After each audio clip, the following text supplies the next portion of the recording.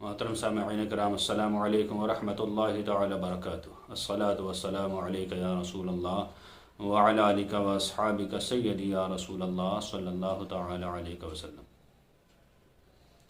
کسی سائل نے سوال کیا ہے کہ حضرت، اگر ہم ناپاک ہوں اور کہیں فاتحہ پڑھنی پڑ جائے تو کیا اس حالت میں کھانے پر یا تبرک پر فاتحہ دے سکتے ہیں یا نہیں؟ دیکھیے حضرات، فاتحہ خوانی بھی ایک عبادت ہے، اگرچہ مستحب ہے، لیکن اس میں بھی قرآن کی آیات پڑھی جاتی ہیں جو کہ عبادت ہے، اور قرآن کا ادب احترام تو آپ جانتے ہی ہیں۔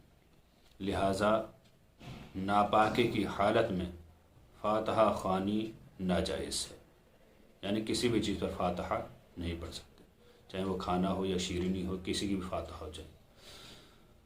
ہمیں فاتحہ دینے کے لیے بھی پاک ہونا شرط ہے، لہذا ناپاکی کی حالت فاتحہ نہیں ہو سکتی۔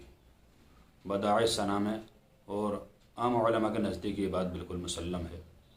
پہلی جلد صفحہ نمبر 37 پر لکھا ہوا ہے کہ کسی بھی جنوبی کے لیے قرآن کا پڑھنا جائز نہیں ہے، لہذا پتہ چلا کہ یہاں بھی قرآن پڑھا جائے گا تو ایسی صورت میں فاتحہ خوانی صحیح نہیں ہوگی۔ اللہ تعالیٰ سے دعا ہے کہ اللہ تعالیٰ ہمیں صحیح مسائل شرعیہ سیکھنے کی توفیق عطا فرمائے۔ السلام علیکم ورحمۃ اللہ تعالیٰ وبرکاتہ۔